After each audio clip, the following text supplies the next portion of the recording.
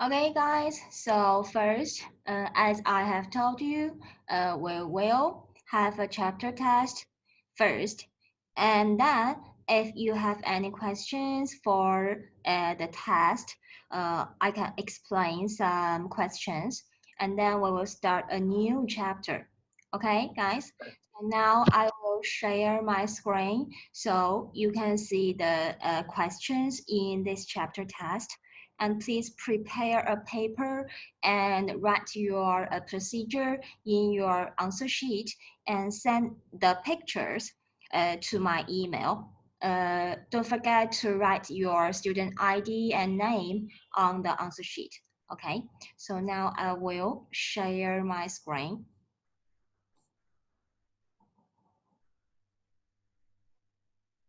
So now you can start to complete the chapter test.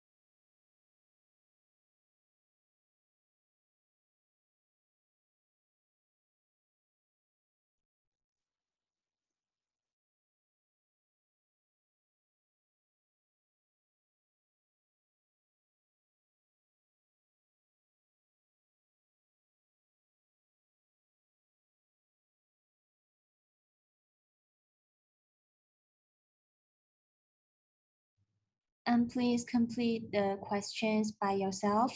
So if I find two students with the same answer sheet or same procedure with the same mistake, so maybe I will ignore both of you, the marks. Okay, guys, so please complete by yourself. Try to work out as much as possible.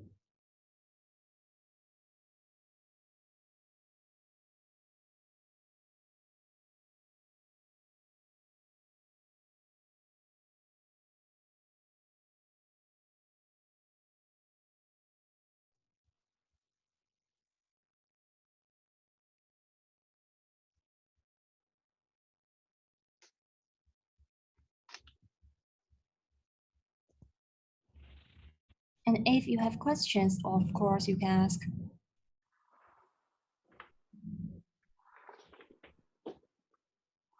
For the first question, you have to not only choose the correct, but also explain why. Give me the reason why you choose this one.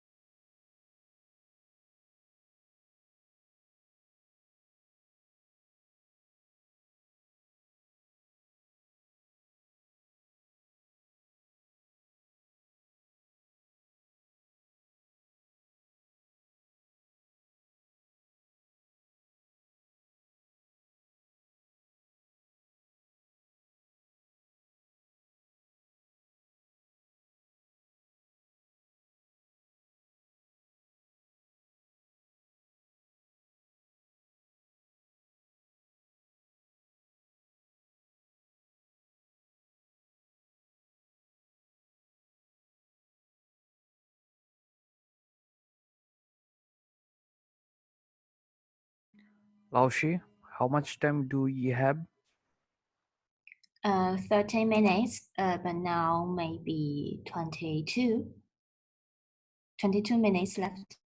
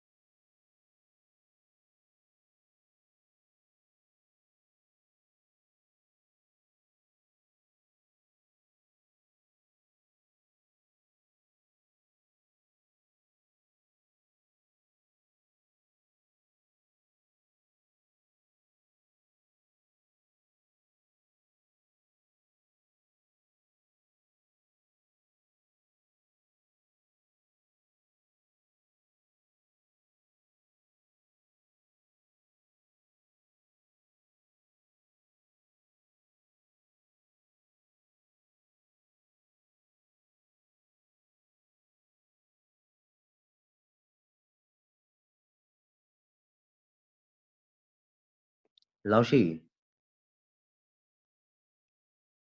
Yes. Laushi, will the number add? Will this test math exam number add in our final exam?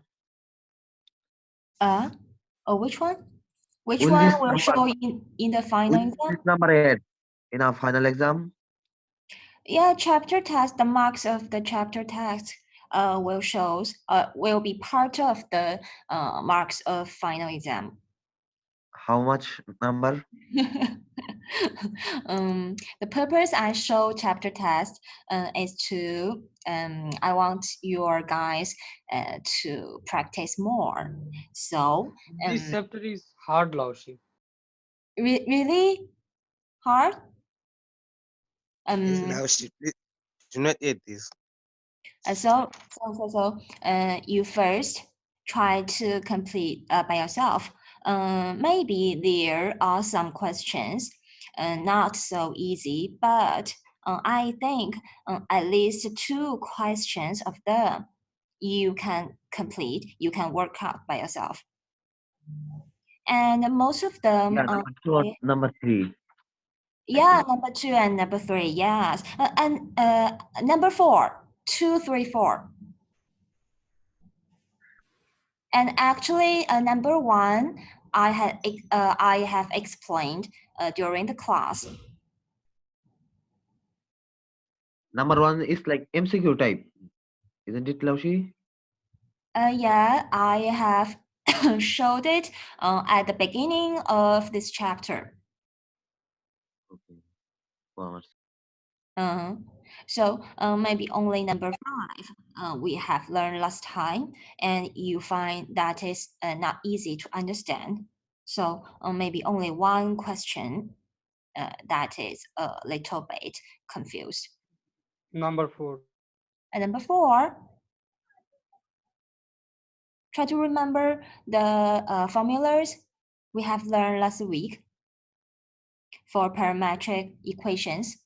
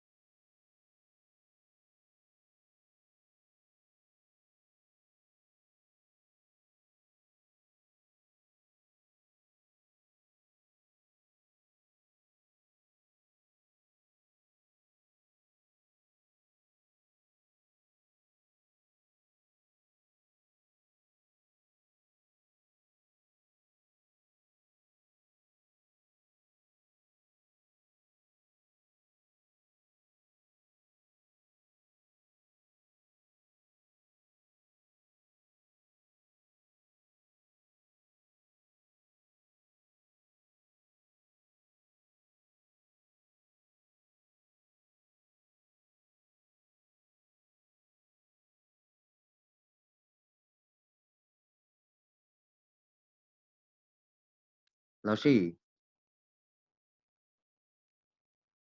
Yes. can you please give your email address in the chat again? A few more minutes. Or what? I'm saying that can you please send your email address in WeChat? Oh, WeChat in private. Yeah. It's okay. Okay. In private, not in the group. Okay. Okay.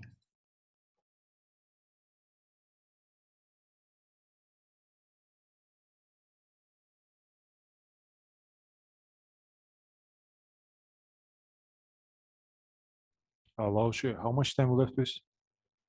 7 minutes.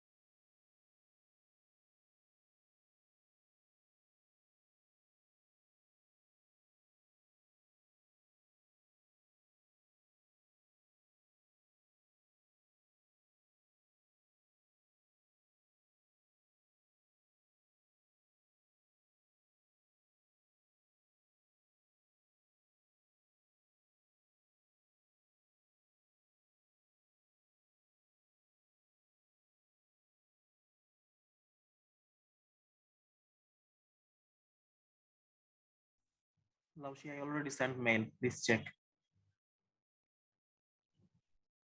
Yes. Send me the email address, please. Email. Your email name is Maris I. No. My name is Zummu, Laushi. Okay.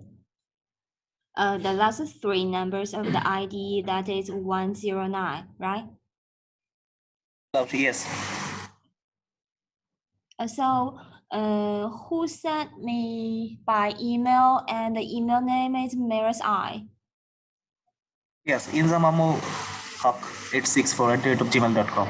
Okay, so please add your name and student number in the email, or you can reset your email to me with your. Laushi, I mentioned it in my email. Okay. Please check it. Okay.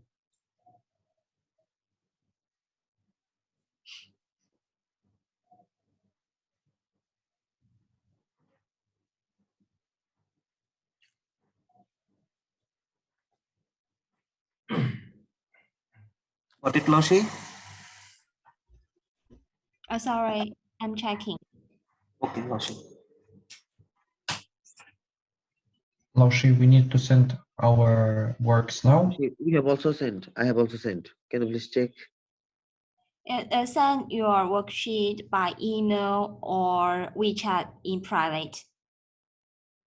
Both are okay, and you don't have to make the file, make the PDF file. Just send me the pictures with your name and ID clearly, okay?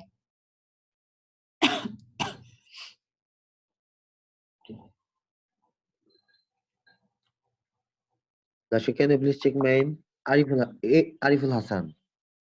Okay. Email address.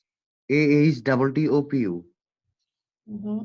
Oh, yeah. I Have you received got it? Yeah. Laushi, I Okay. also sent the mail. Please check it out. Mm-hmm. The wizard. Yeah, Okay. I received it. Thank you, Laushi. Okay.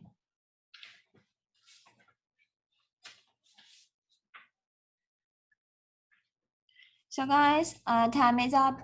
Please send the answer sheet to me as soon as possible, either by email or WeChat in private. Okay. With the ID and name.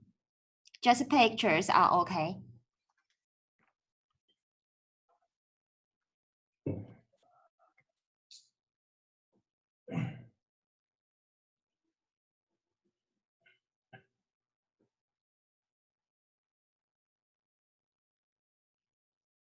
As for now, I have received. I found most of you did well. Most questions you were correct. First, you teach us well. So others, please send your answer sheet to me as soon as possible. Okay.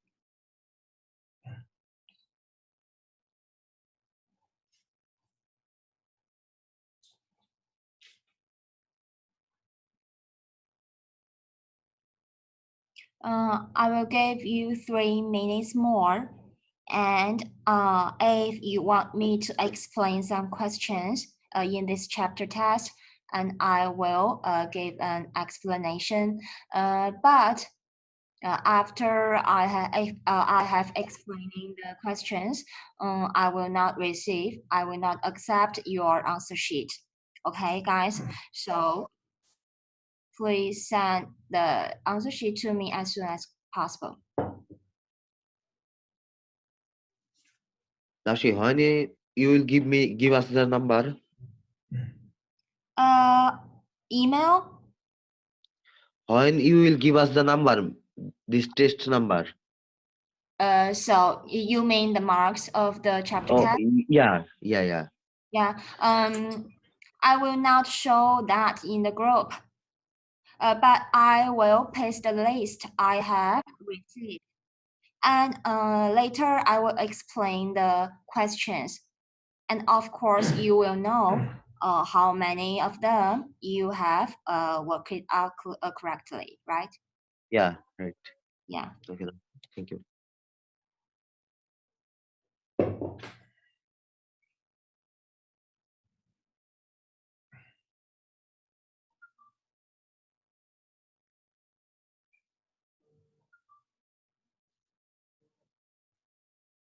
Laoshi, please check my email. I have done. Of course, the time is limited, so maybe I cannot reply one by one. So at this weekend, I will show about the homework and test 1 and test 2, all the names of the students I have received. Okay, so you will see that if I have received your email, if you have sent your email to me, but your name does not appear on the list, you can contact me and show me the screenshot of the time. You can share your screen. We can see the Laoshi, I'm our talking about email. me, Arif Hassan. Okay, so See, are you talking about me? I mean, maybe I cannot reply the email one by one, and I am accepting your request for WeChat. So please answer sheet to me.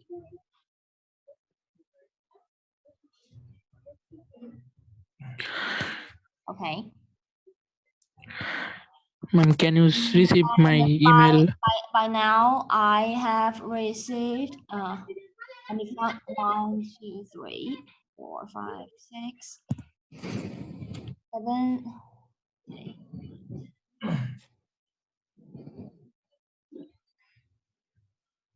About 20 students. Okay. Yes, let's wait. We're trying to send it. Yeah. Laoshi, I have sent my screenshot in your email widget. Yeah. Or at least you can tell me that you are sending because the network is not stable, right? Yeah, So, Laoshi, I I send know, it to you. I know that. Can you check? So at least if you have. Laoshi, we are sending. Please give a minute. Okay, guys. If you have finished the test and you are sending your answer sheet to me, either by email or WeChat, please text 1 in the WeChat group, and I will count that. Text 1 in the WeChat group. Yeah.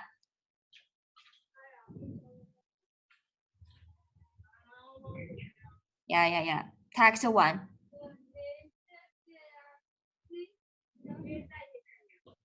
Yeah, I know some internet problems will appear.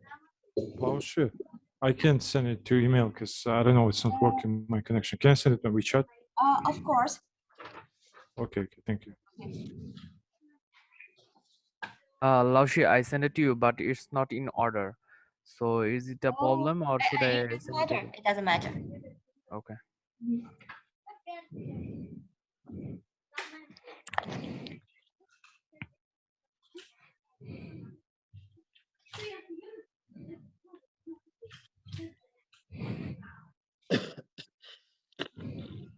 Don't forget to text 1 in the WeChat group if you have finished the test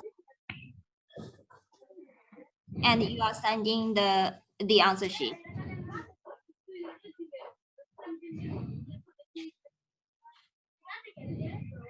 And I will consider that even I complete explaining the questions. Okay. So which question you want me to explain? The 5? All of them? Guys. So let me ask one by one. Okay. For the first question, so which choice did you make? Guys, Laoshi, A. A. A. I did B. Yeah, Laoshi. A. which choice? A or B? A. A. I did B. Yeah, the correct answer that is B. B. Yeah, B. The second choice here. Because this function that is absolute function, and we have this function twice. The first time we discussed the continuity, and the second one we have learned a derivative, the definition of derivatives. We have discussed it again. So this function, absolute value of x, the graph. I don't know if you remember that the graph is this x, o, y, and this is the graph of this function y equals to absolute value of x. So you will see the graph is continuous, right? The curve is continuous. So of course it is continuous, but at the point equals to 0, you will see that at this point, the graph of this function is not smooth. I don't know if you can understand. This means smooth, but if you see an angle of a graph of a function, that this point, that is not smooth. So we know at this point, the function is not differentiable, and we can obtain the conclusion by the definition of derivatives. And we have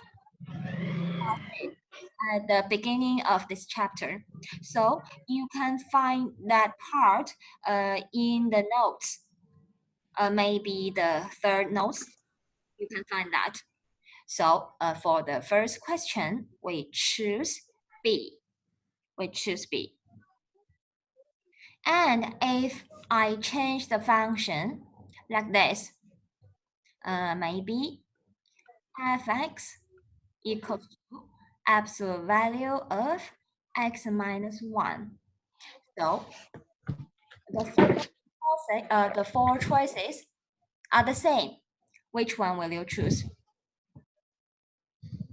If I change the function to absolute value of x minus 1, so which choice will you choose? Can you understand, guys? Yes, Laoshi.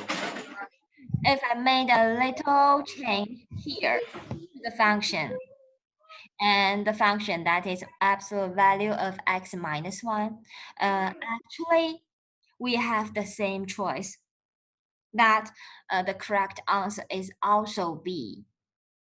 So you can try to draw the graph of this function, and you will also find an angle like this. So that is not smooth at the point x equals to 1. So the function at the point x equals to 1, that is also continuous but not differentiable. So it is the solution for the first question. And for the second one, is there any doubt or confusion for the second one? Or you want me to explain number 2, guys? I want to hear the explanation. Yes. Okay, number 2. Okay, number 2. Number 2 here.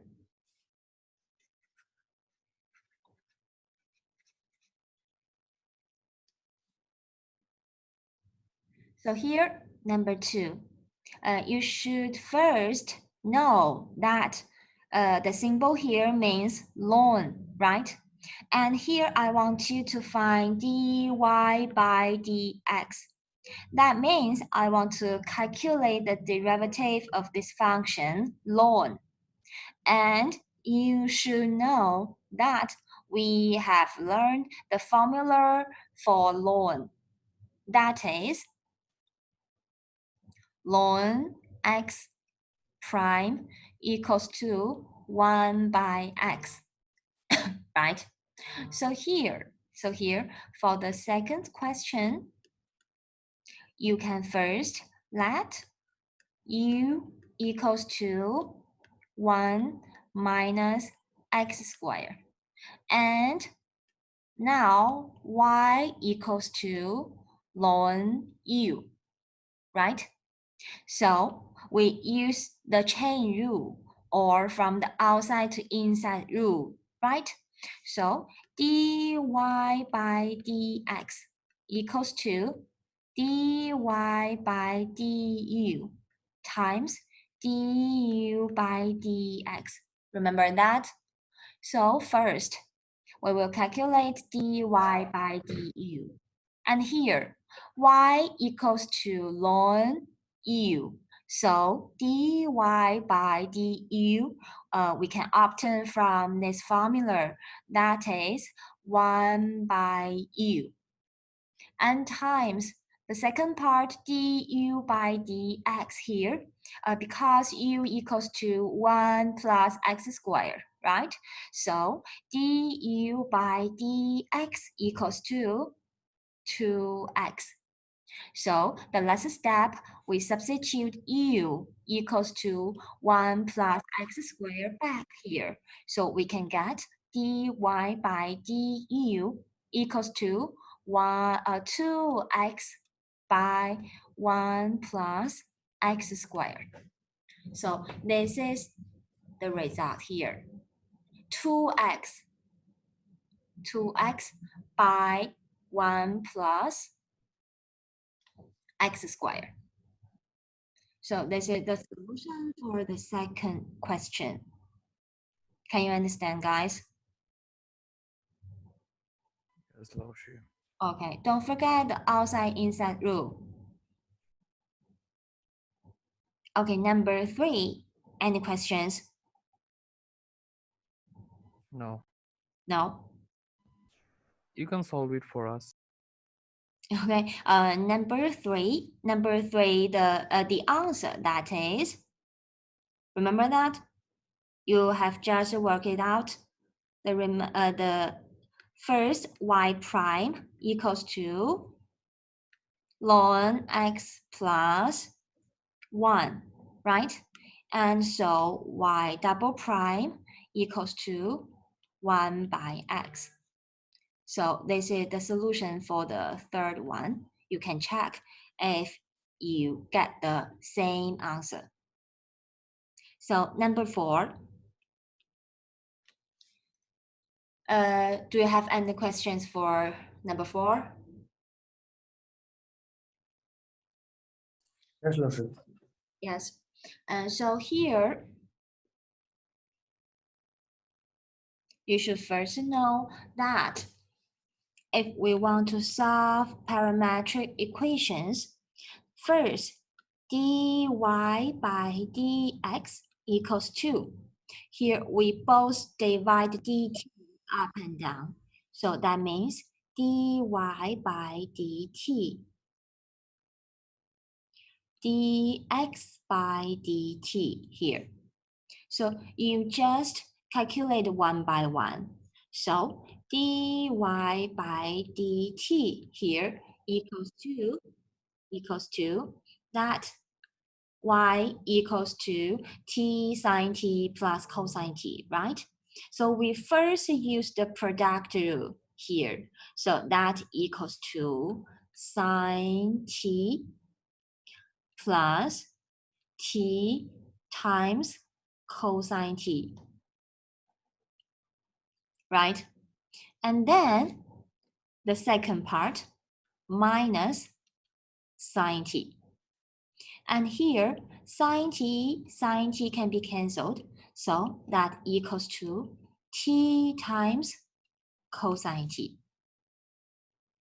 And next, we calculate dx by dt.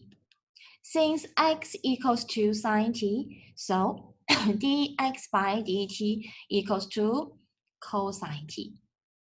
Then we have the last answer, that is dy by dx equals to t cosine t by cosine t. So the answer is t here. And this is the result, the final result of the fourth question. Can you understand? Or any questions for this one? Can you explain again, Laoshi? Okay. For the first, you should know that it is parametric equations we have learned last week. So if we want to calculate dy by dx here, you should know the formula. So we divide dt both up and down. So here. And we know dy by dx that equals to dy by dt. Then divide dx by dt, right? So we should calculate part by part. The first, dy by dt equals to, here, y equals to t sine t plus cosine t, right? So dy by dt, we should differentiate part by part.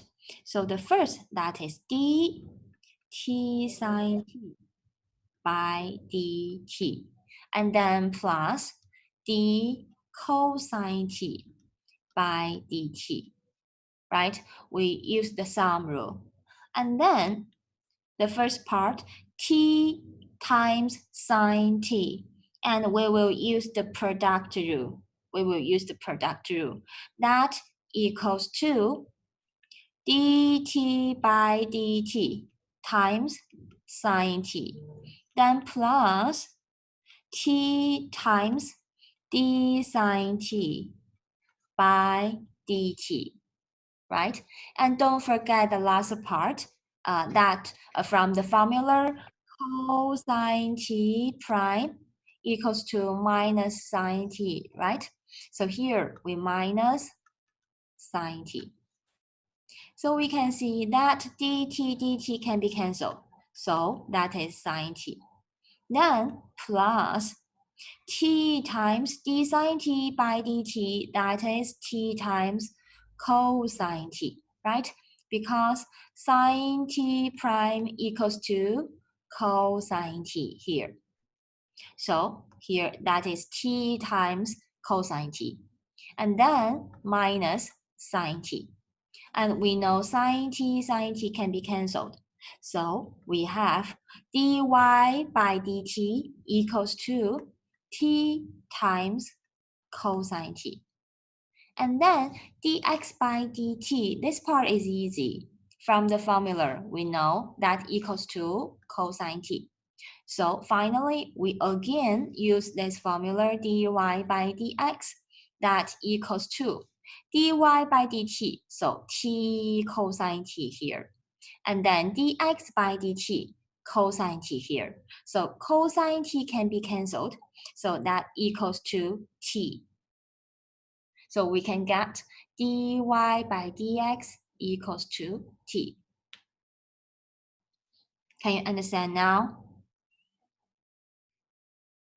Or which part you feel confused? Understand, Laoshi? Oh, Okay. So can we move on to the last one? Yes. Sure. Okay. So for the last one, we have learned last week at last, that is implicit function, right? So here, I choose actually a easy function here. the function, the implicit function that is y minus sine x equals to cosine y. Cosine y. So here we know if we want to find dy by dx, and the way we solve this this kind of question, that is differentiate the equation on both sides by dx. So the first part, this part, that is dy by dx, right? And then minus d sine x by dx, and then equals to d cosine y by dx. And this equation here, it can also be written as the prime form. So you can also write like y prime minus sine x prime equals to cosine y prime. Because dy by dx, that means y prime, right? So you can choose one to write. And then we just find the result part by part. So the first part, dy by dx or y prime, we don't have to change it because that is what we want at last, right? So we can leave it here. The second part, d sine x by dx, or here sine x prime. So you know that equals to, here the formula equals to cosine x, right? So that is y prime minus cosine x. Then equal to here d cosine y by dx.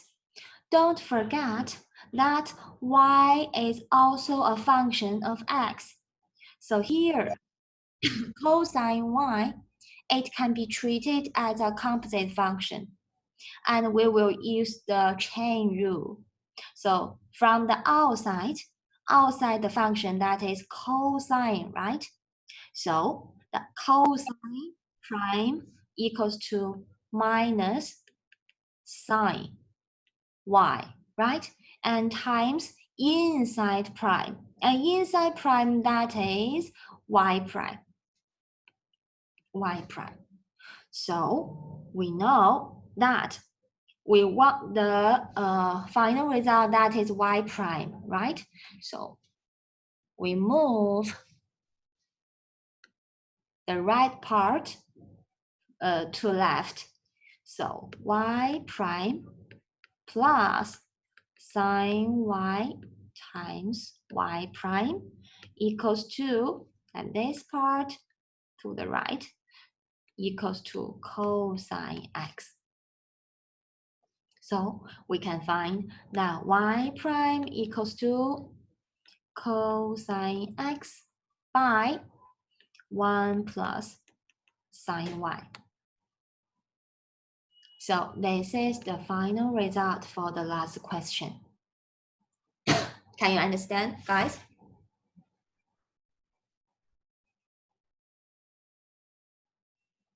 So here, for the implicit functions, you just have to remember if y is inside a function, y is inside a function, that is a composite function. You should use the chain rule. And to derivative from the outside to inside. So that means to product 1 prime. Don't forget that. So this is the solution for the last one. Any questions now?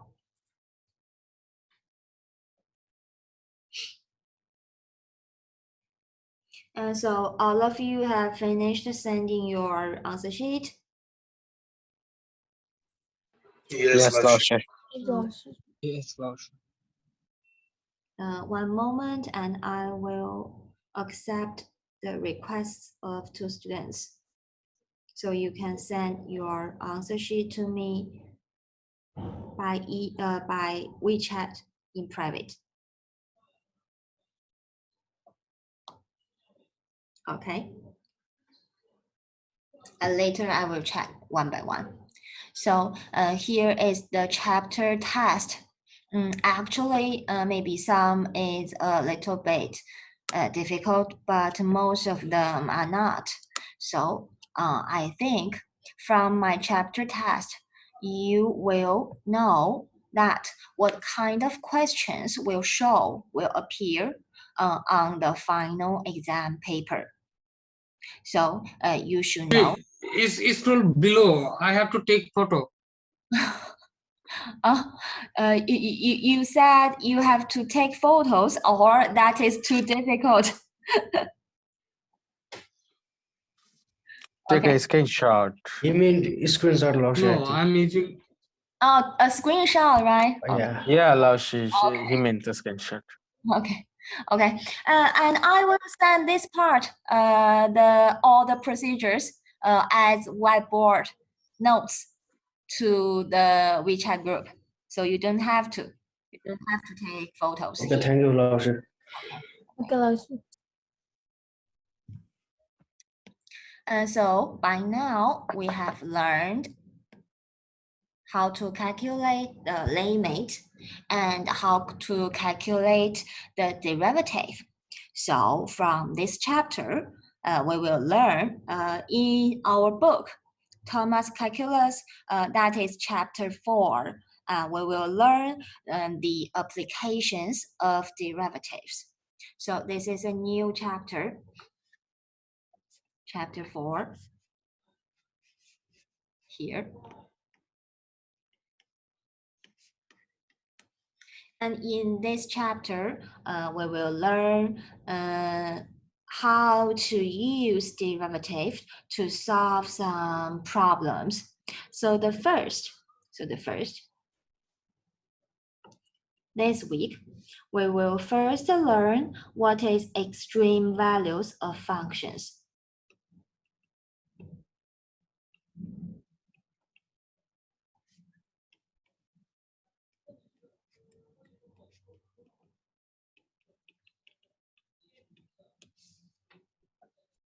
So the first definition here,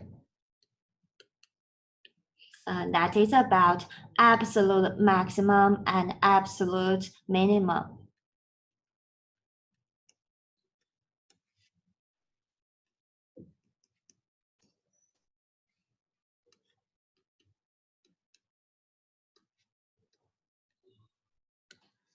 And the definition is, first, we can suppose that f is a function with the domain D.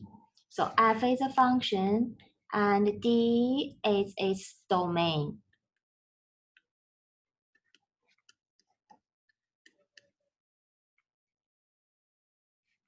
So f has an absolute maximum value on D at the point C if here,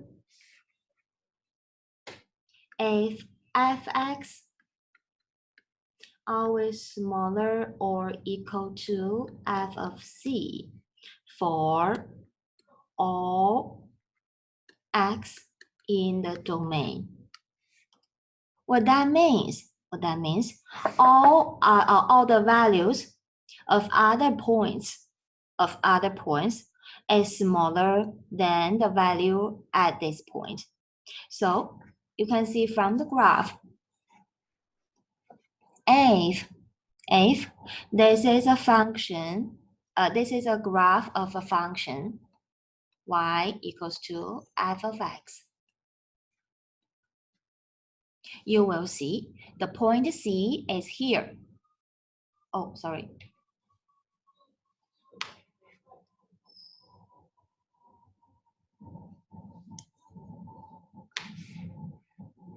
Maybe the graph should be like this. And you will see if this is the domain, this is the domain. And you will see that point C is here. the highest point, right? Because the value of this point is always larger or equal to other points. What means equal to, maybe the graph is like this. The graph is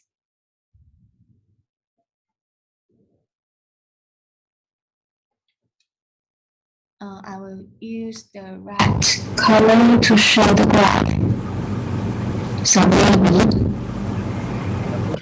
Loshi, there is some noise problem. Is it okay now? Am I clear now? Yes, Yeah, Lauscher. it's okay. Okay. So maybe this is the graph of this function.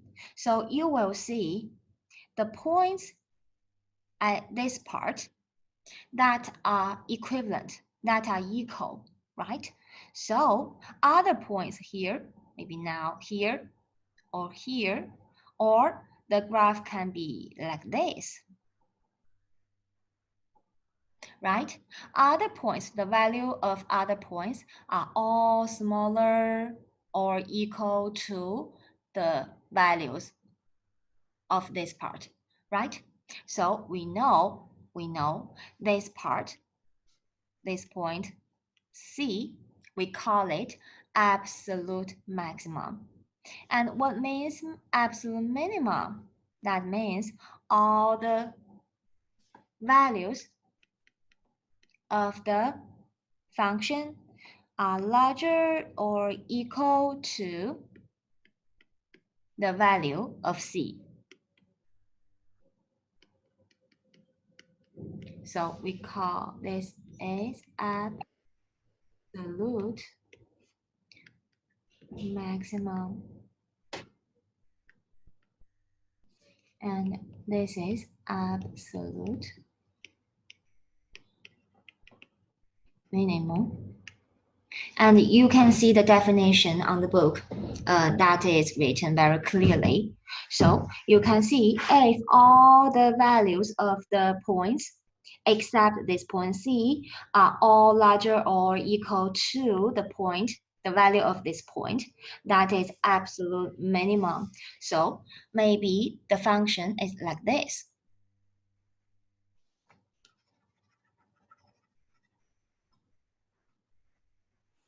The first graph I have drawn just now.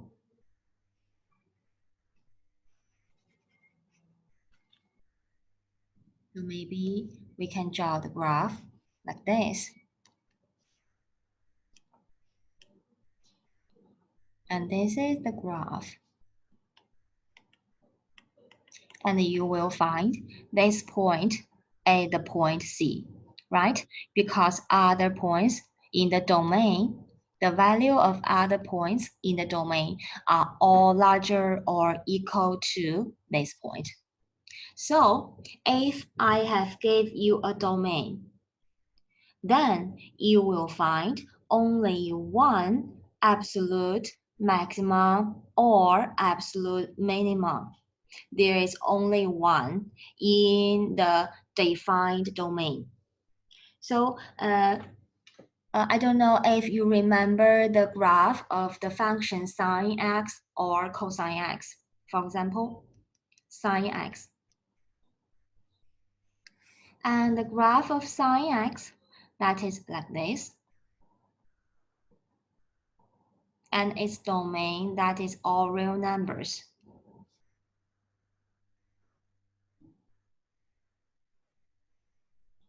My drawing is poor, so you can see the beautiful graph on the book. So here you can see that all the values of the function sine x is smaller than this value, right? And this value, that means 1. So you know that sine pi by 2 equals to 1, right? And all the values of the function are all larger than this point, and this point, that is -1, minus 1, and this point that is minus pi by 2. So sine minus pi by 2 equals to minus 1. So you will see that this function always, sine x function, always larger or equal to minus 1 and always smaller or equal to 1. So we say in the domain of this function, that means all real numbers, that the absolute maximum, that is 1, and the absolute minimum, that is minus 1. Minus 1 here.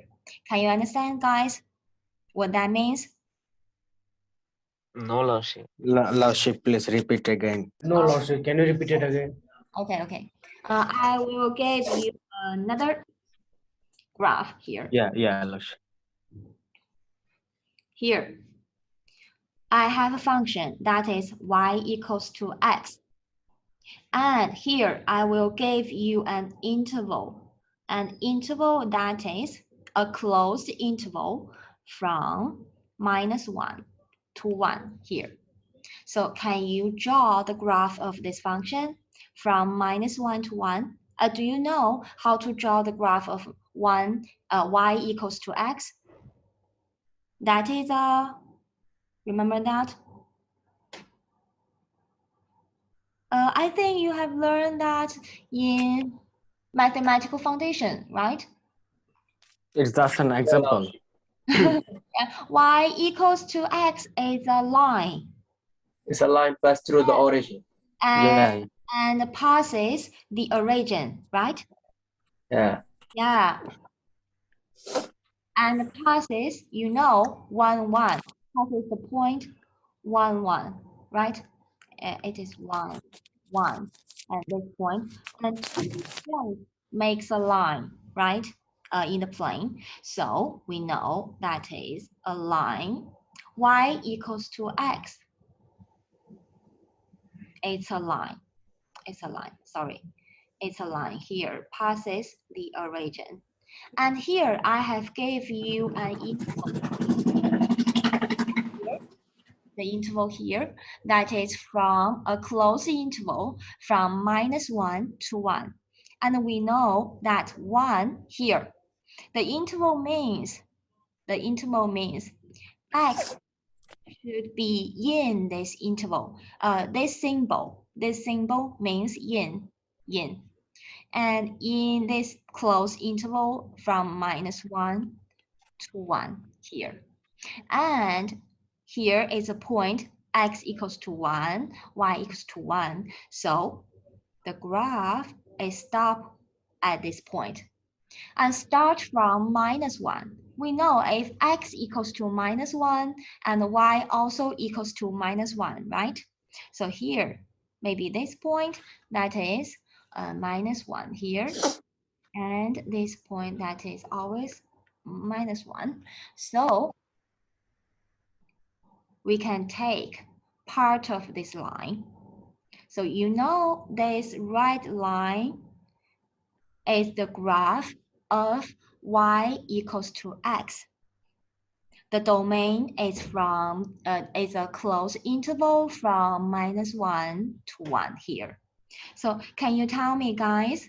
Can you tell me that the absolute maximum of this function is what value? What is the absolute maximum of this function in this domain? 1. Yeah, 1, right? Because 1 is the highest point of this graph. Yeah, so which value is the absolute minimum? Minus 1, Lordship. Yeah, minus 1. So can you understand a little bit more? Yes. Yeah, if you want to find the absolute maximum, you have to find the highest point. And if you want to find absolute minimum, you have to find the lowest point. So you will find the absolute maximum and absolute minimum. Okay, guys? And here, you will find the same function, but with different domains. You will find different absolute maximum or minimum. Let me explain here. Here, the function that is the same, y equals to x. And now I gave you the domain that is from 0 to 1. So the graph now is changed, right? The graph now, the line y equals to x, the line is always this black line, right? It's a line passes the origin. But now I want the interval from 0 to 1. So you will find, 0 is here, right? And 1 is here, right? So now the graph of this function is this part, shorter line, right? From 0 to 1. Yeah. So here, can you guys tell me that what is the absolute maximum of this function now? 1 logic. Yeah, that is also 1, right? But the absolute minimum of this function, that is? 0. Yeah, 0 here. So for different domain, for different interval, you will find different absolute value, right? So here you should pay attention to the definition, and here we have a theorem. The theorem is, if the function is a continuous function on a closed interval. Okay, I will write here. If the function f is continuous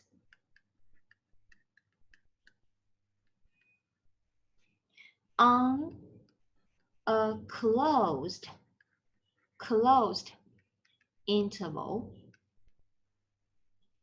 from A to B, then the function f obtains both absolute maximum and minimum.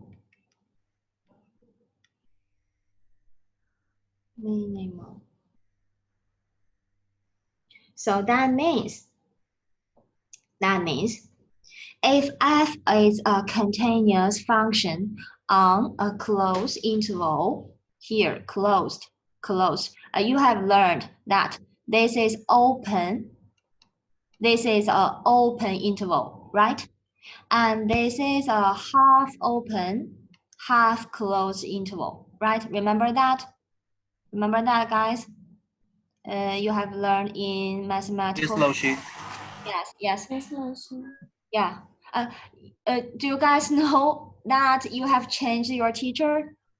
And the mathematical foundation and advanced mathematics, there are 2 different teachers here. So don't make a mistake if you want to kill me. So please do not add Miss D, okay? Okay, Lash. Okay. So here, the theorem, the condition that is closed interval here.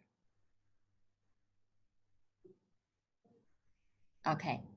So if f is continuous on a closed interval, for example here, first, the function y equals to x, it is a continuous function, right? It's a continuous line. And the domain here is a closed interval, right? From 0 to 1. Then you will always find, no matter which closed interval I gave you, you will always find absolute maximum and absolute minimum. For example, here are two different closed intervals, right? But we have found that the function has the absolute maximum and absolute minimum here. So this is the first theorem for the absolute maximum and absolute minimum here. And you should remember that, you should know that sine x, sine function, is always larger or equal to -1, smaller or equal to 1. Or you can write this in equation as an absolute value type. You can write like sine x, absolute value of sine x is always smaller or equal to 1. And the absolute value of cosine x is also smaller or equal to 1. So you should remember these two facts. Okay, so we have learned what is absolute maximum and absolute minimum here. And now we will learn the second definition here, and that is local maximum and local minimum.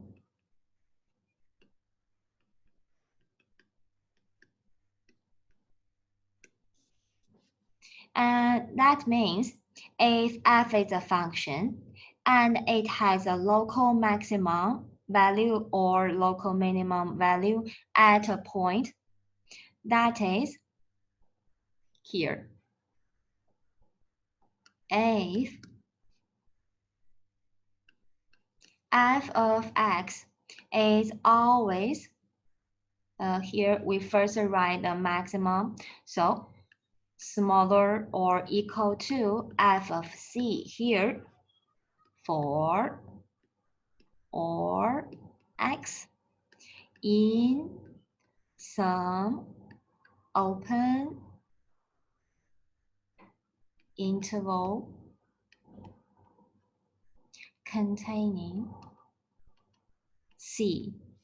And here, these long phrases we can write as nearby for all x nearby. You can understand like this. So maybe you will feel confused that what is the difference between absolute maximum and local maximum, right? So here I will show you by graph as well here.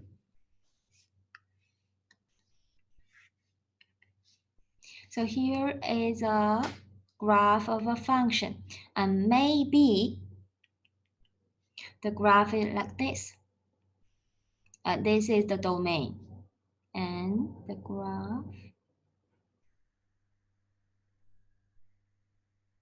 is like this, like mountains, right? Here is y equals to f of x. So the first definition, absolute maximum, means the highest point, right? So you will see here for this graph, here, this point is the highest point, right? So this point is, the value of this point is the absolute maximum. Then what is local maximum? Here, local, that means that is the largest nearby. So you will find this point, of course, that is larger than the points nearby, right? So this point is a local maximum. And we have seen another local maximum here, this point, the top of the mountain right here. This point, the value of this point is also larger than the points nearby, right? So you will see that in an interval, you will find, if there is, you will find only one absolute maximum, but you can find many local maximums. Can you understand, guys? Not really, Laoshi. Okay. You can treat this graph as a mountain. Okay. Okay. You can treat this graph, maybe this is a graph of a function, and this is the domain from here to here, just like the mountain. Okay, and you will find for the mountain, and we see the mountain from outside, you will see that the highest power is here, right? And the highest means this point is higher than all other points, right? Yes, yes. Yeah, so this point, that is absolute maximum, right? But yeah. Laoshi, why you marked this point on the graph? Yeah. It is a minimum. Later I am explaining. Because this graph is, I think that is small. So I draw a bigger mountain here. Okay. And this point is absolute maximum. Can you understand, guys? This is the highest point of this mountain, right? But you will see from the waves here, this point here, this point, the value of this point is larger than the values of the point nearby, right? Here means nearby, right? Nearby here. Neighbor. Can you understand? This point, the value of this point is larger than the values of its neighbors. So can you understand? So you will see this point is local maximum.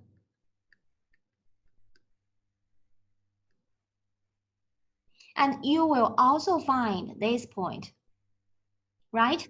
And this point is, the value of this point is larger than the values of its neighbors, right? Yeah. Larger than below of local maximum. Local maxima here. The definition is here. F of x smaller than f of c for all x nearby. And above, the definition for absolute maximum, that is for all x in this domain, in this interval. So that is the difference. If we consider absolute maximum, it is a, it is a global definition.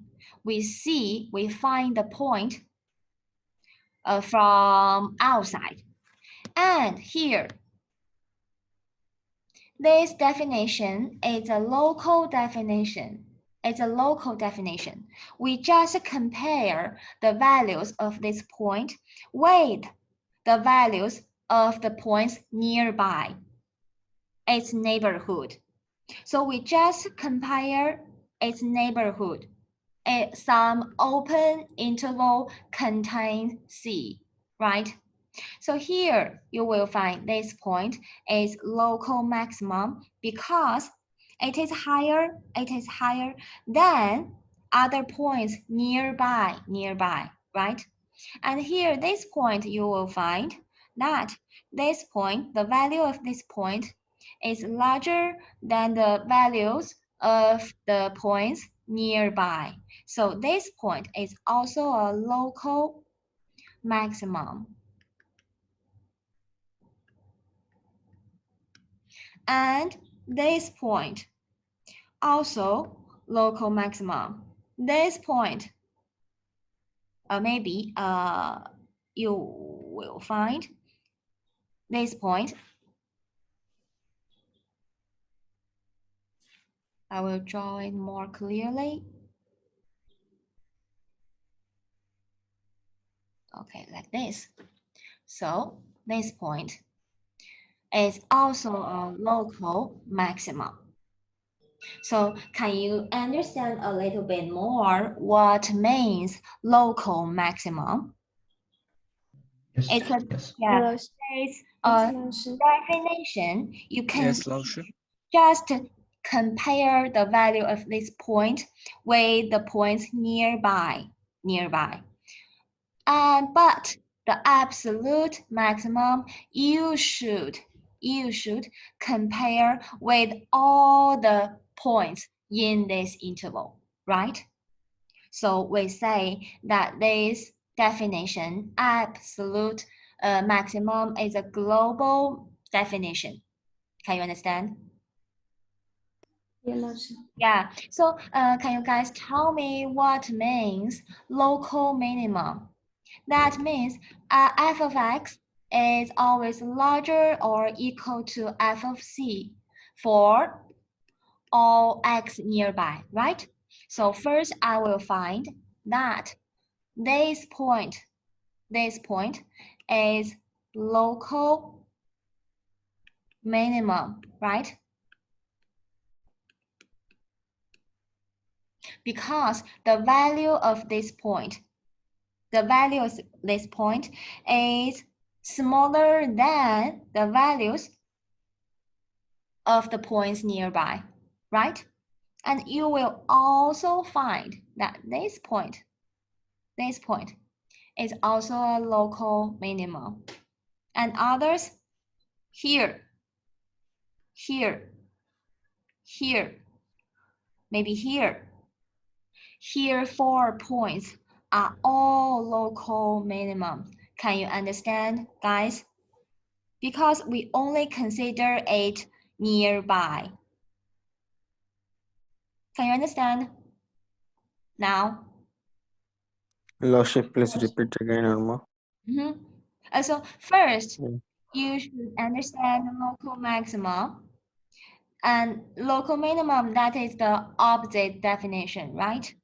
We will compare the value of this point with the points nearby.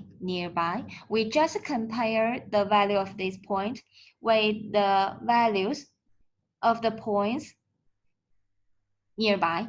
It's neighborhood. So you will see this point. The value of this point is smaller than its neighborhood, right? Because the graph first goes down, and after this point, it goes up, right? So this point should be smaller than other points nearby. Here, you will find first the graph goes down and then goes up. So this point is also a local minimum, right? So these two 4 points are also local minimum.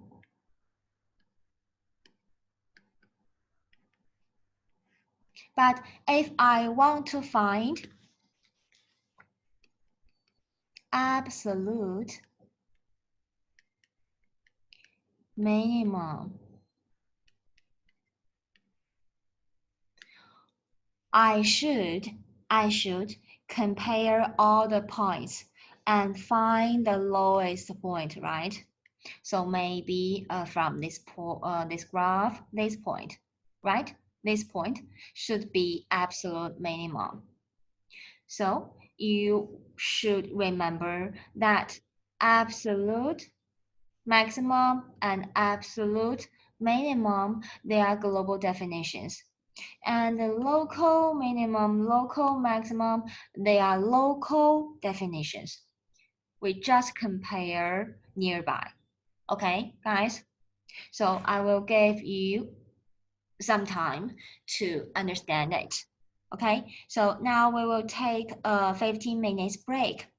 So please be back after 15 minutes and be on time. Okay, guys? Okay, Laushi. Thank you. Okay, take a break.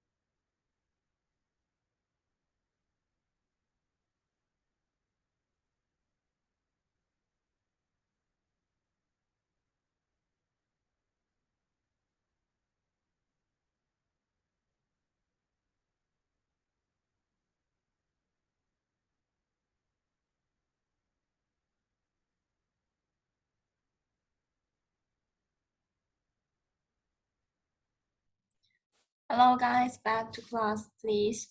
And here is a spelling mistake, sorry. Okay, I have a question. Yeah. I wrote it in the chat box, and I will say it. What does C mean in fx fc, like this? C is a point. Here, C is a point in the domain D. C is a point in the domain D. So for this example, C here means x equals to 1 because here is the absolute maximum, right? So here means -1 because the point that is absolute minimum. So C is a point I want you guys to find. And at this point, the value of this point is the largest, the highest, or the lowest. Okay, got it. Okay. And other questions?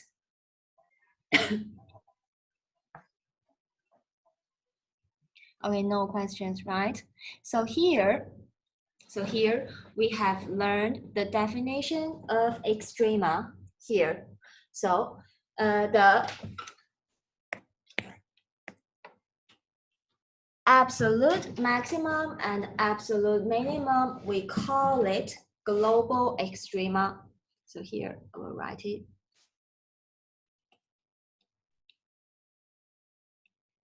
Absolute maximum and absolute minimum. We call it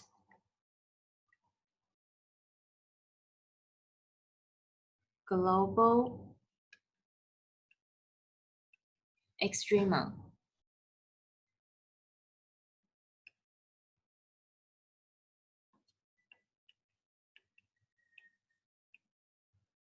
And the local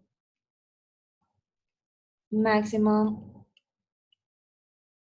and the local minimum,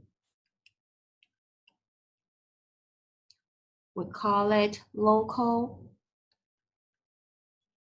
extrema. So we have learned the definition of extreme values of functions. So here is a question that is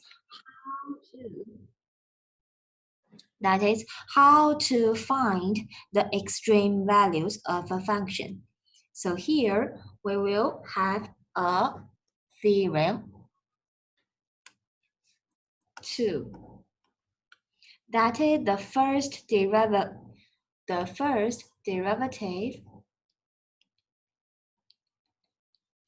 theorem for local extreme values. So we use the 2 derivative. So we call this chapter the applications of derivatives. So we use it to check if this point is a local extreme value. So the theorem that is, if f has a local maximum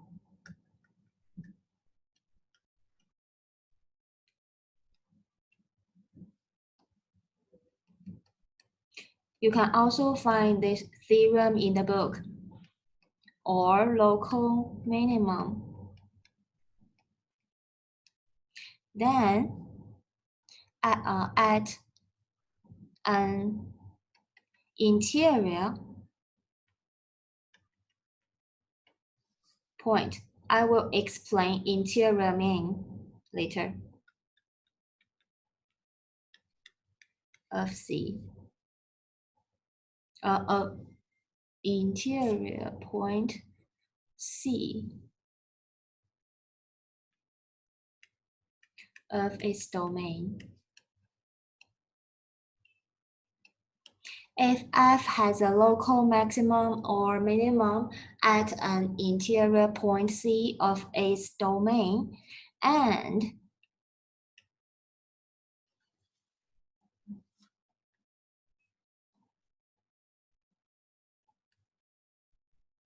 if f prime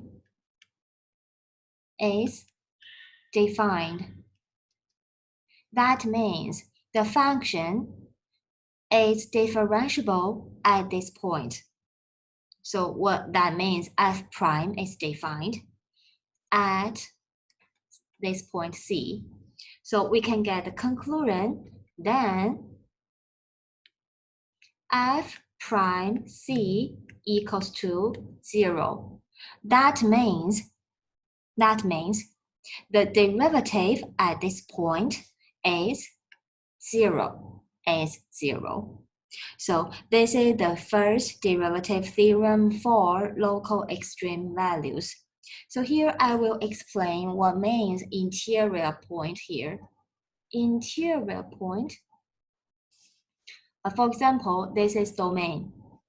This is domain A, B, domain here. Interior point, that means C is here, inside this interval, not the end point A or B. So that means interior point C. Okay, so we can use this theorem to find a local extreme value for a function. So here, I will give you an example here, how to use it. For example, if I have a function that is y equals to x squared, and the domain here, that is a closed interval. It is a closed interval from -1 to 1. So you will find the point x equals to 0 is a local minimum, and the derivative at this point is 0. So you will find that x equals to 0, this point is a local minimum. And f prime 0 equals to 0. So here C equals to 0 at this example. So how to check? This function y equals to x squared. From the graph, we know that we have drawn the graph many times before. So it is a graph like this. And now I want the interval that is from -1 to 1. So here is -1. Here is 1. So we know if x equals to 1, then y equals to 1 squared. So also 1 here. And if x equals to -1, then y equals to -1 squared. So that is also 1 here. So we have the graph at this interval, that is part, this red part. And guys, you will find the point x equals to 0 here, this point. Of course, at this point, the value of this point is smaller than the values of its neighbors, right? From the graph, you will see. And you will see at this point, the tangent slope, remember that? The tangent slope. We have learned that the geometric meaning of the derivative, that is tangent slope. And the tangent slope here, the tangent line is x-axis, right? This real line here. So of course, the tangent slope here is 0. And that means f prime 0 equals to 0 here. K equals to 0. And K means tangent slope at this point. And from this theorem, we can also prove it. That is, first, x equals to 0 is a local minimum, right? That is the condition. So we know it is a local minimum. And the point x equals to 0 is the interior point here. So you can see 0 is inside this interval, not the endpoint, right? And you can see this function is differentiable on the domain D from the closed interval from -1 to 1. So you can see here, we can calculate f prime x. If y equals to x squared, then y prime equals to 2x, right? And of course, if x equals to 0, then we can substitute x into this function. So y prime, or we can write f prime at the point 0 equals to 2 times 0, right? That equals to 0. So we have the same conclusion as here from the graph. So the theorem tells us if a function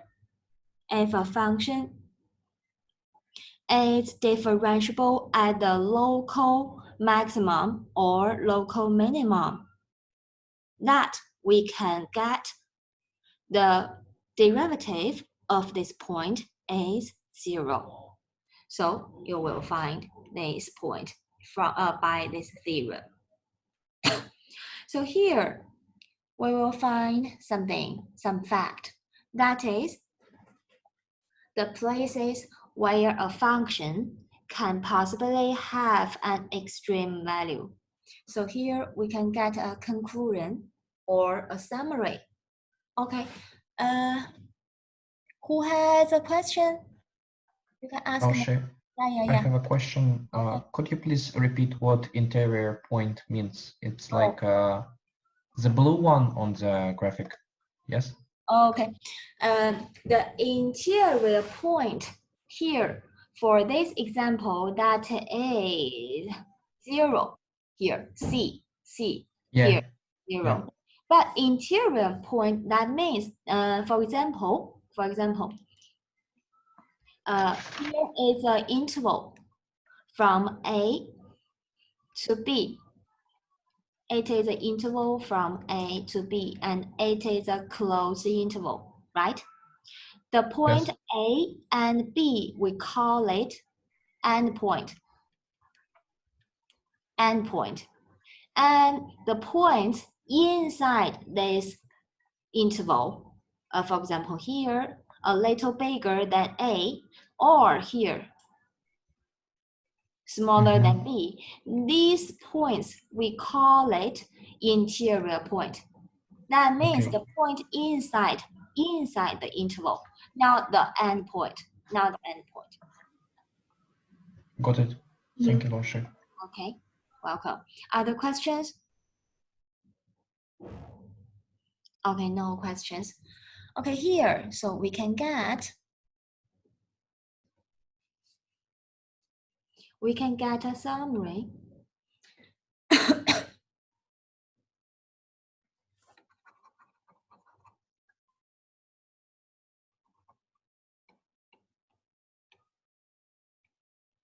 That the places where a function can possibly have an extreme value.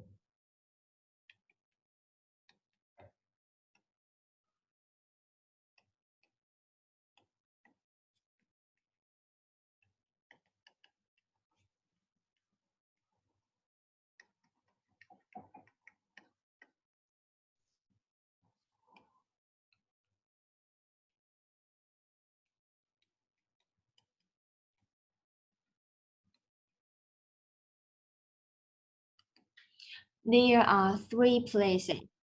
The first place that is interior points where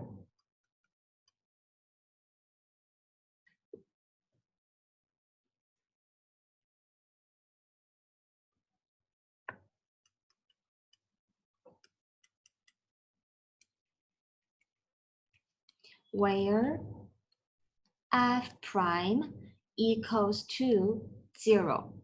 So you should know that the point should be interior point, not the end point, not the end point.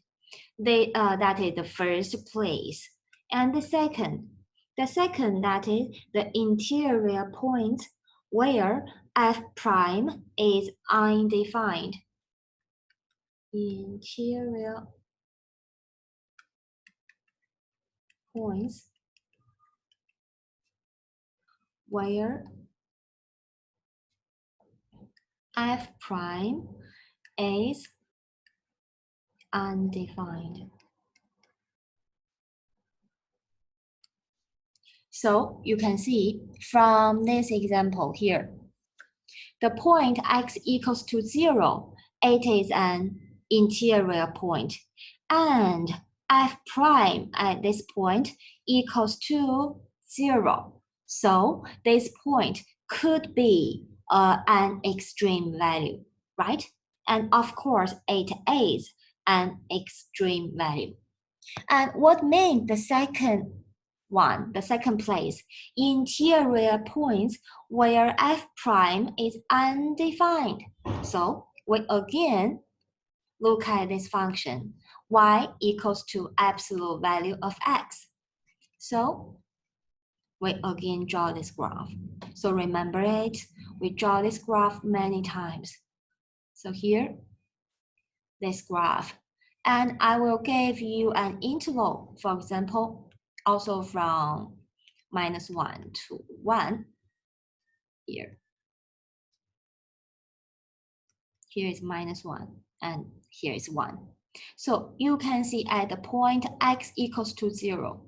Remember in the chapter test, the first question, that is the absolute value function is not differentiable at the origin, right? We have explained. So we know f prime is undefined at this point. So can you understand what that means? F prime is undefined. That means the function is not differentiable at this point. So this point could be an extreme value. So from the graph here, you can see this point is an extreme value, right? Because it is the lowest point in this graph, right? So this is the second place. The extreme value could appear. And the third place, that is endpoints.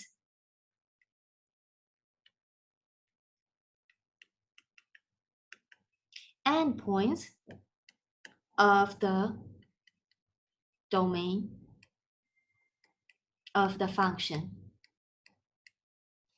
So you can see here at this point, this is -1 is endpoint, right? And 1 is also endpoint, right? So you can see these 2 points, they have the same value, right? They have the same value, 1, and 1 is the absolute maximum of this function. Because at this point, that is the highest point of this function, right? So we can get the summary that the places where a function can possibly have an extreme value, the first two that are interior points. The first two are interior points. And f prime equals to 0 or f prime is undefined. So the first, you can see the example here. The second, you can see example here, right? And the third place may be the endpoints. And here you should know that for the situation 1 and situation 2, the point, the interior point, we call it critical points. So these two situations, we have the interior points, we have the same name, that is critical points.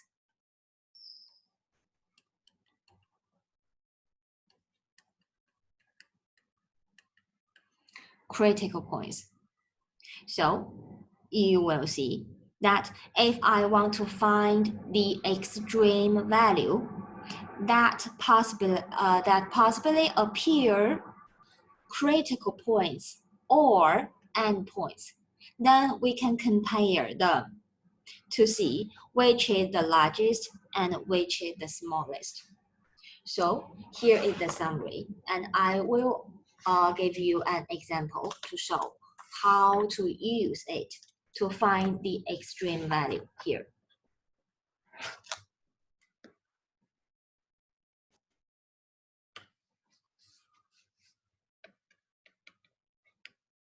So here is an example here, and the function is easy. F of x equals to x squared, right? And the domain, that is from -2 to 1. And please find the extreme values here.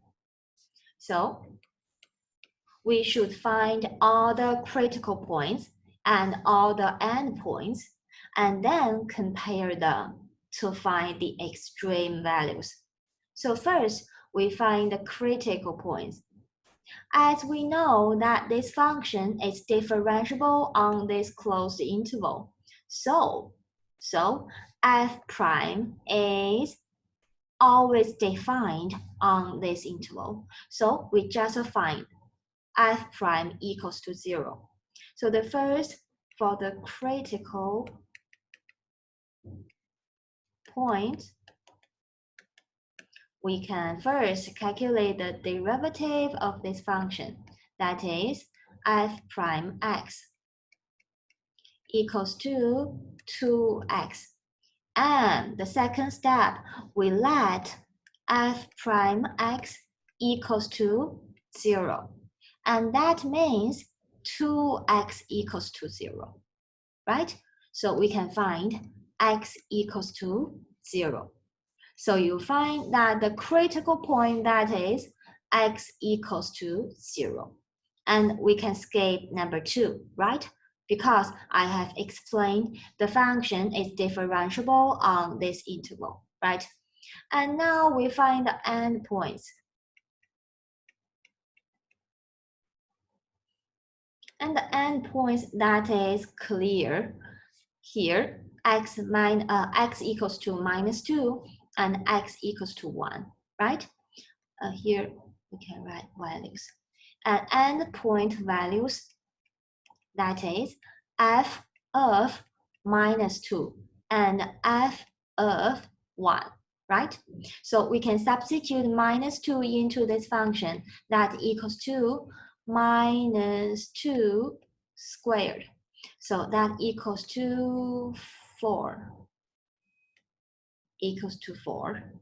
And f of 1 equals to 1 squared. So equals to 1. So from these three values, the first, that is x equals to 0. So here, f of 0 equals to 0, right?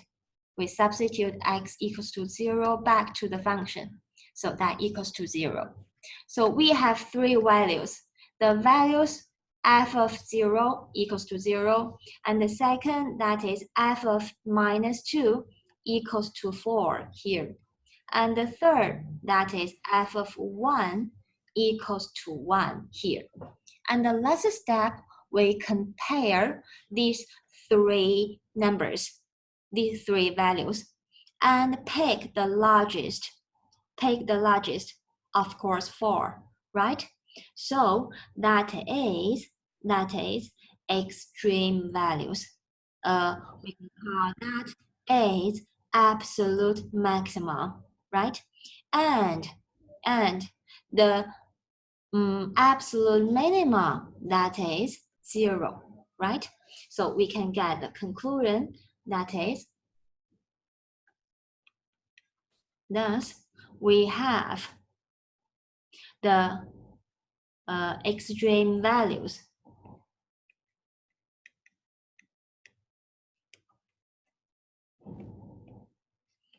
are f of -2 equals to 4 and f of 0 equals to 0.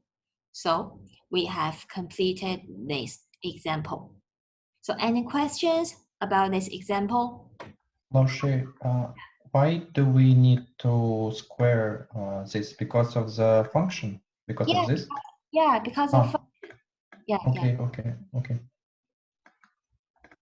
And we found endpoint values, but it means that it is extreme value. So like I don't know how to properly explain, but it means that like may I draw here like so 4 it is the highest point and 0 it is the minimum. Yeah. Yeah. Okay, got it. Okay, so I will draw this graph. This graph, we have drawn it also many times, right? I will draw here. X, O, Y, and this is the graph of this function. Y equals to x squared.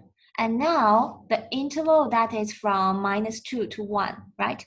Maybe here that is 1, and we can substitute to get the value 1. And maybe -1, and here that is -2. -1, -2, 1. So maybe high. This point, that is 4, right? So for from -2 to 1, you will see the graph is part of this. Okay, this part, right?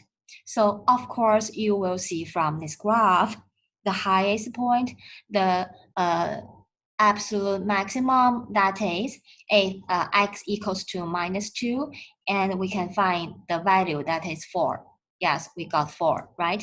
And the absolute minimum here, you can see that is x equals to 0, and the value is also 0 here.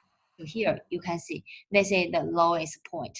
So we find extreme values by checking critical points values and end points values and compare them to find the largest and smallest. Can you understand, guys? Yes. Yes. Could you please explain the critical points value? Okay. So we first find the critical point. Then how to find the critical point? We have to first calculate the derivative of this function. So we differentiate fx to get 2x, right? And then we let this function 2x equals to 0, so we get the critical point x equals to 0. Because if 2x equals to 0, that x must be 0, right? And then we substitute x equals to 0 back to the function here. And the function that is x squared. So we get the value 0. Because f0 equals to 0 squared equals to 0, right? Understand? Okay, let's get it. Okay. And other questions? Okay, I will give you an exercise. Please complete it by yourself and send your procedure in the WeChat group. It is a long time you didn't pick up your pencil, right? So here, I will give you an exercise. The function that is x power 2 by 3 and the domain that is from -2 to 3. So please find the extreme values.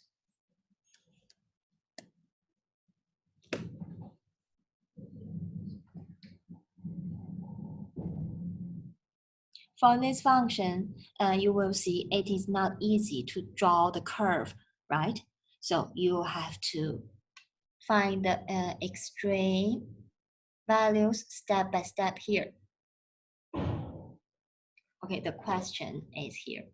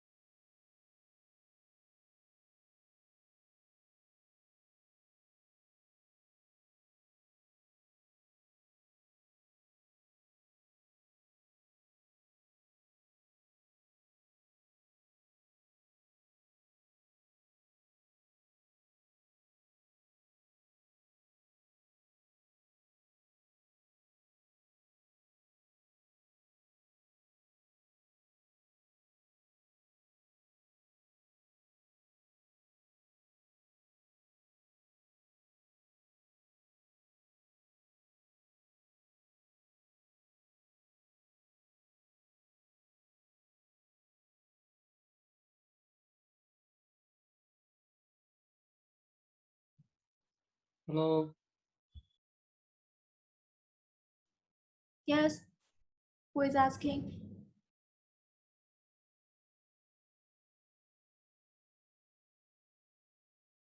Just want to say that hello.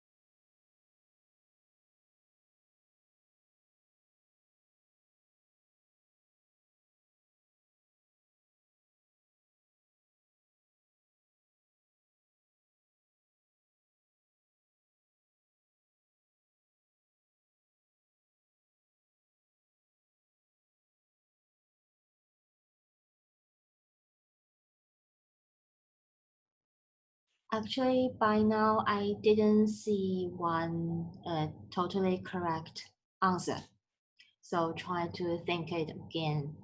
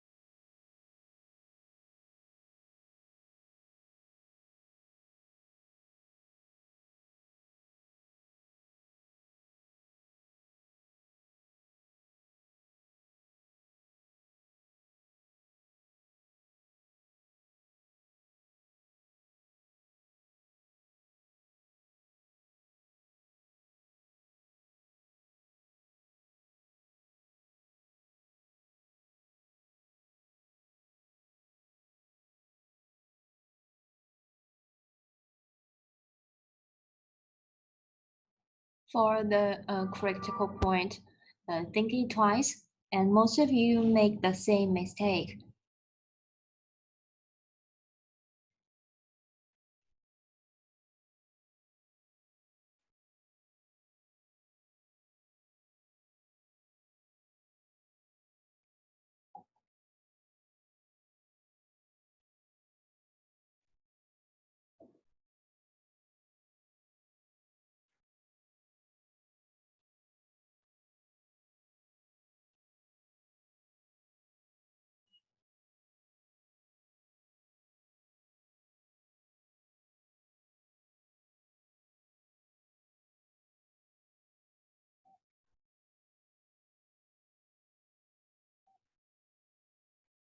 And still no correct answers.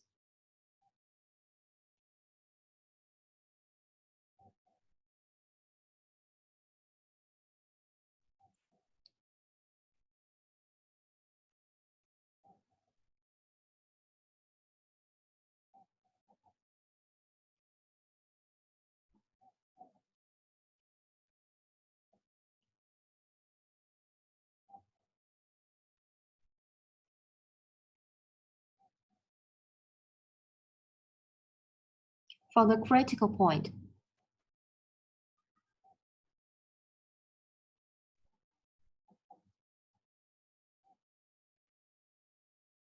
I'm still waiting for the right answer.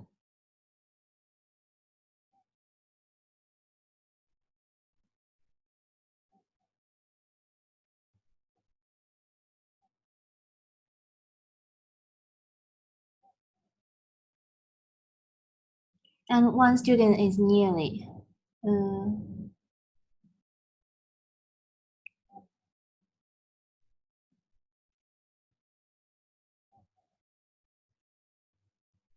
The second student from the bottom.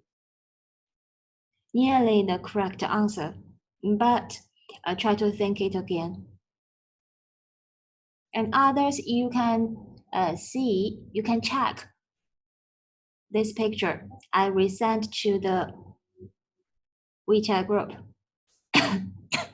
and try to find something about the critical point.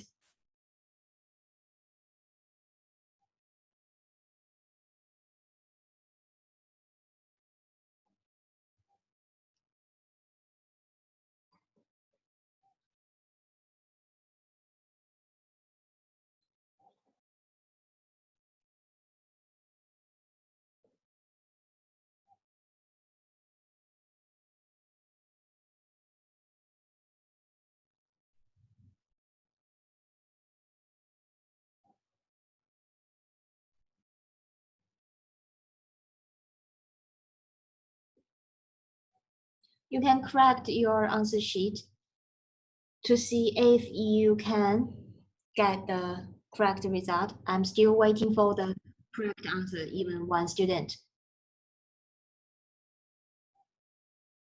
And you don't have to give me the exact number, exact value of 2 power 2 by 3. You just leave it here. It's okay. You don't have to give me the exact value.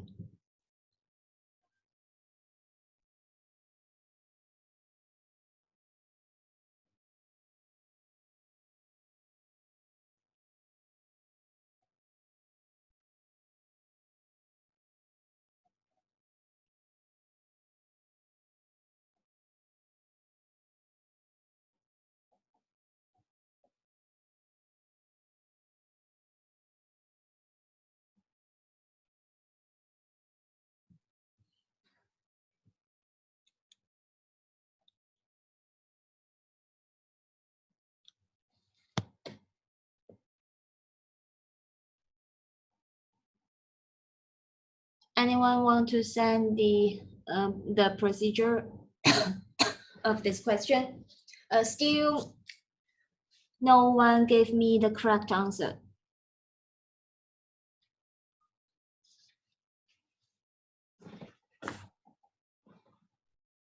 You can both considering your answer and the picture I said in the WeChat group to check.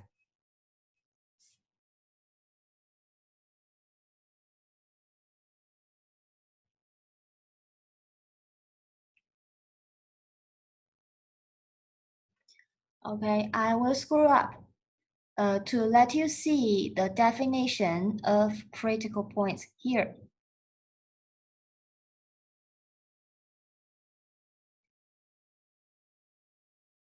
Here, guys, you can see the definition of critical points. There are two situations. We call it critical points. The first, that is f prime equals to 0. And the second, that is f prime is undefined. Undefined.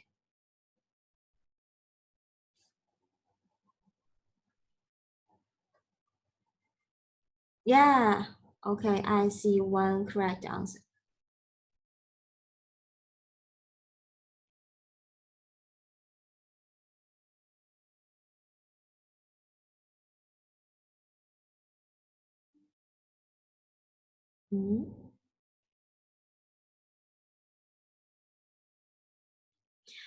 I see some students just copy the pictures. I don't mean the procedure on that picture of that is correct, but I say only he find different from you, but that is not correct. And I see one correct answer. Yeah, 2. I see 2.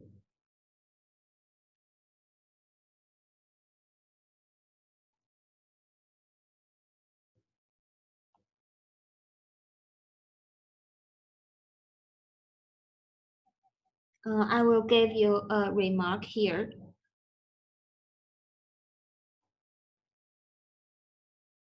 Now 2 students gave me correct answer.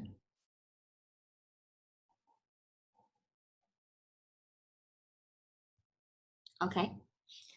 Okay, so let's solve this question. The question is not hard, but you should know the definition clearly. So here. And don't copy others. Listen to me carefully. So first, if I want to find the extreme values, we should consider endpoint values and critical points values, right? So we can first consider endpoint values because that is easy. We just substitute the endpoint into the function. So we first consider endpoint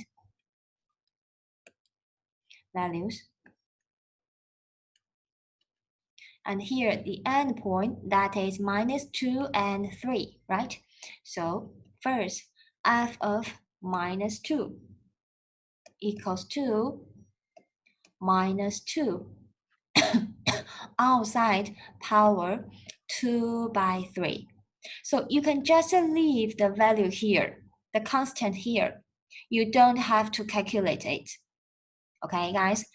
Because during the examination, you must not use the calculator.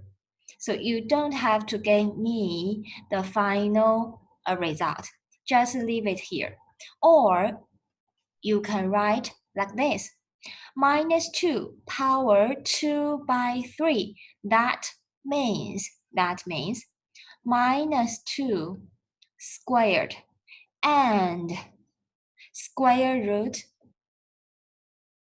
3, right? So you can just leave it as 4 power 1 by 3 or like this. So this is the first result of the endpoint. The second, that is f of 3, that is 3 power 2 by 3, right? So that is 3 squared. So that is here. So of course, this value is larger, right? And then we will consider the critical point.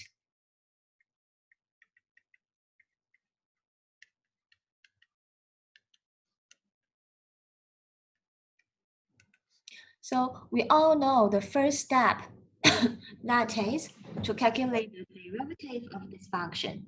So the function that is f of x equals to x power 2 by 3. So here don't make a mistake by using the formula wrong. So you should know that f prime x equals to 2 by 3 x power 2 by 3 minus 1 here. That is n minus 1. Here, n equals to 2 by 3. So we know that equals to 2 by 3 times x power minus 1 by 3, right? Minus 1 by 3. So here you should know that we want f prime equals to 0. So most of you write that f prime x equals to 0, that x equals to 0. That is not correct, right? That is not correct because here the power is negative, right? So x should not be 0, right? You can rewrite it as 2 by 3 times 1 by x power 3, right? So here you should remember that x should not be 0 because if x equals to 0, f prime is not defined. And for other values, f prime does not equal to 0, right? So we find the critical point that is x equals to 0. And here we know that is also part of the definition of critical points if f prime is not defined here. So we know that is the value f of 0 equals to here f, the function that is x power 2 by 3, right? So that is 0 power 2 by 3. So you should substitute the value 0 into the original function here, not the derivative function. So here that equals to 0. So here we got 3 values, 1, 2, 3, right? So here we know the largest here, the smallest here. So we got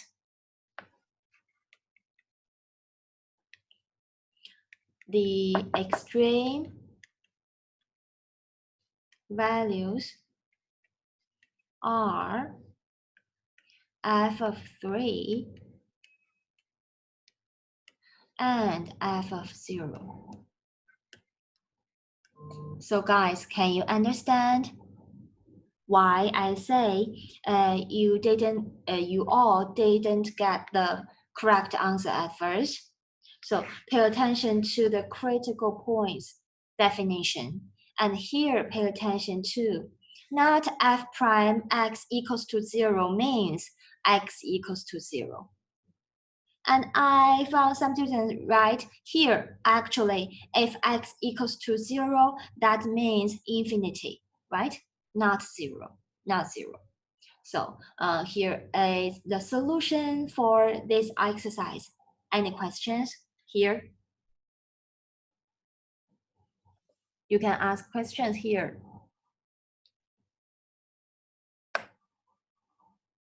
No questions? Okay. So I will give you more exercises here.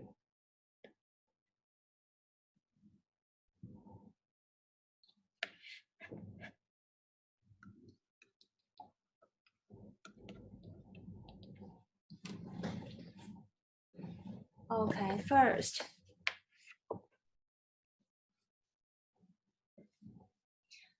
These questions are from the book, and I will tell you the pages of the questions. And after class, you can pick some to take exercise, to practice more. So the first, the following 3 questions. Find the absolute maximum and minimum values of each function on the given interval. So I will write simply find the global extrema on the given interval. The first function, that is f of x equals to 4 minus x squared, and x is larger or equal to -3, small or equal to 1. And the second, that is fx equals to 1 by x, minus 1 by x squared, minus 1 by x squared. And x is larger or smaller than 1 by 2 to 2. Okay, and the third one, that is f of x equals to square root of 4 minus x squared. And then the interval, that is, remember this symbol that means in, the interval that is a closed interval from -2 to 1. Okay, this is the first. And the second, find the extreme values of the function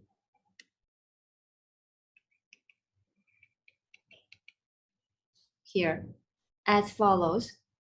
Y equals to x power 3 minus 2x squared plus 3x minus 2. So try to complete these actually 4 questions.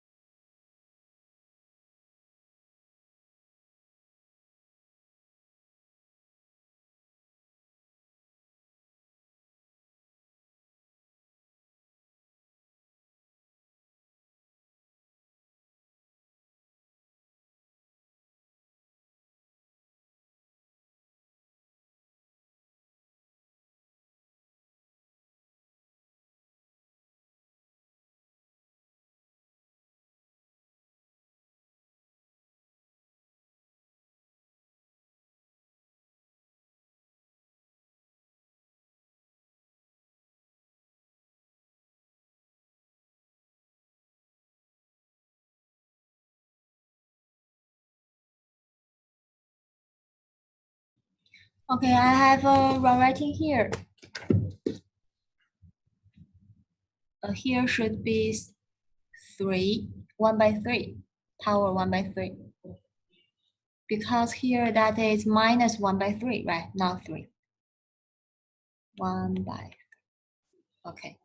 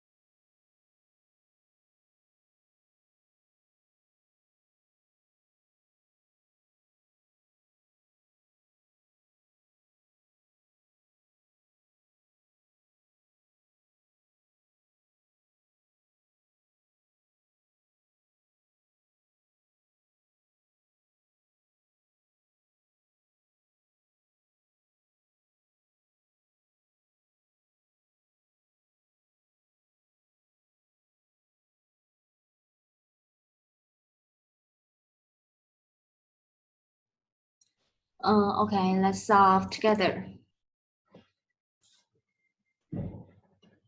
So you guys feel this part is difficult or not? Very difficult, Laoshi. Difficult. Something difficult, Laoshi. Something difficult, something not. Okay. All of the things difficult, Laoshi. Okay.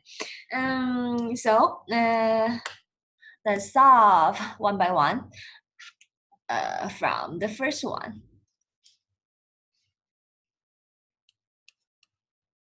So the first one of the first question, that we want to find the global extrema, and you should know global extrema contains two that are absolute maximum and absolute minimum.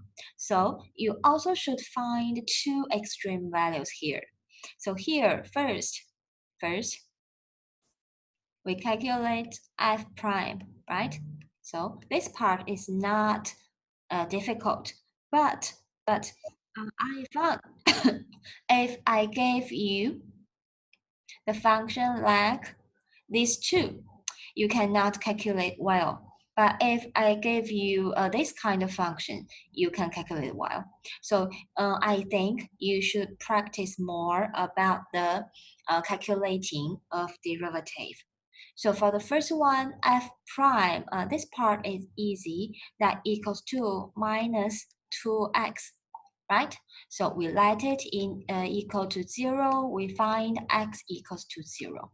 So we find that x equals to 0 is a critical point. So we substitute this point into the function to get f of 0 equals to 4 minus 0 equals to 4. And then we find the values of endpoints.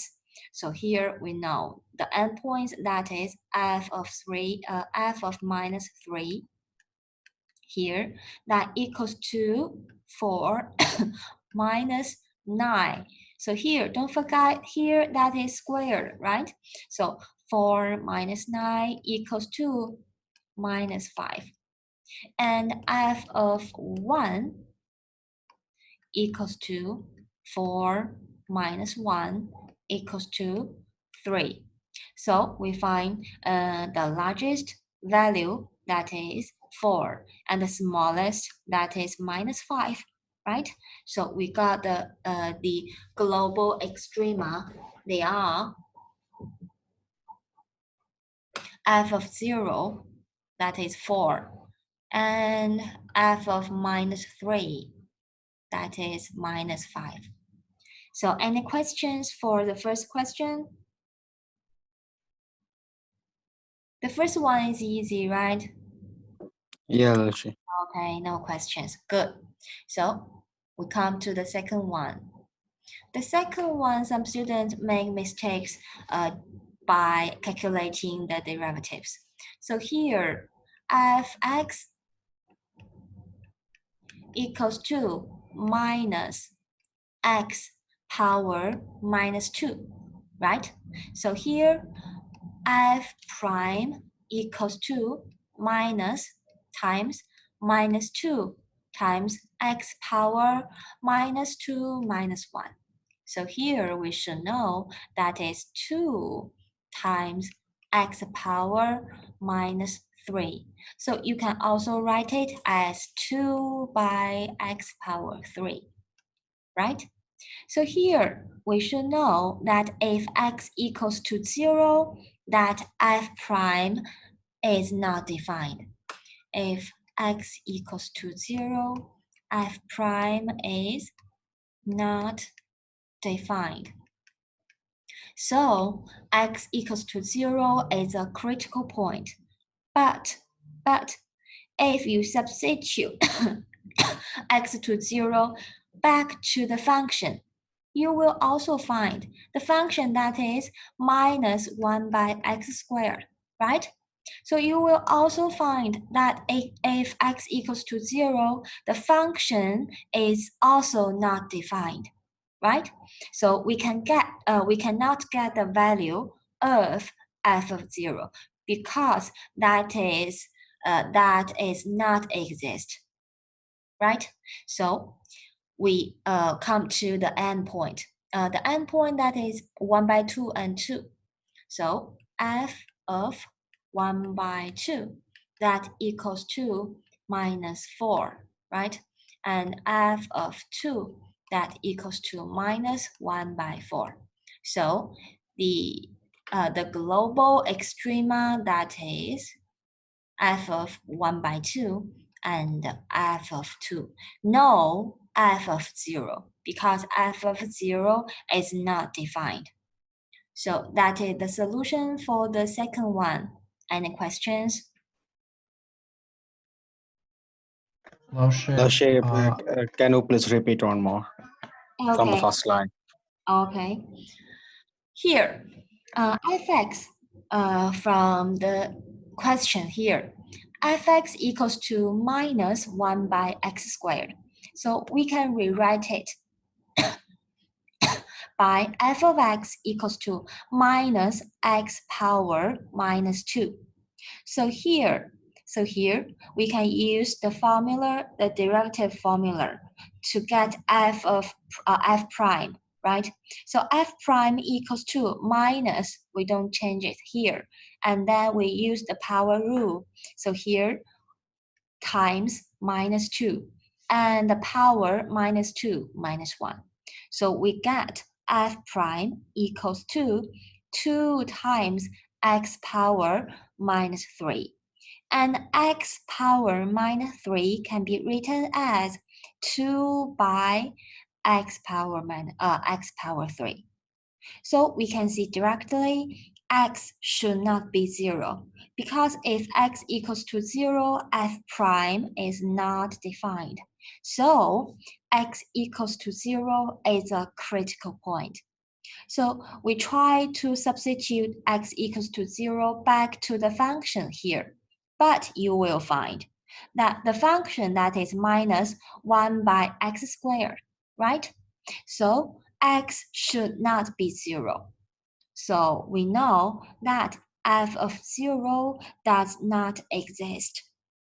So f of 0 does not exist. So we only have to consider the endpoint, and we substitute the endpoint 1 by 2 into the function and the endpoint 2 into the function. So we get f of 1 by 2 equals to minus 4 and f of 2 equals to minus 1 by 4. So they are the global extrema we want. So, any questions? Roshi, I have a question. Okay, okay, one by one. How you made from this part to this part? Like, I just don't get it. Because they are different. No. Here. Okay. fx equals to. Okay. Equals to. Okay. But still, how we get this solution? Like, because of fx means. Because from the question, x equals to minus 1 by x squared. This is the question. I gave you the function, and they are different ways to write it. They have the same meaning. Got it. Okay. Other questions? Lasha, I think we shouldn't see if 0 exists or not, because 0 is not within the interval 1 divided by 2. Yeah. That is also a point. Excellent. Because from the interval here, x equals to 0 is not in the interval. Very good. And actually, it is not defined either, right? Excellent. You can accept this point by the interval. It is also okay. And other questions?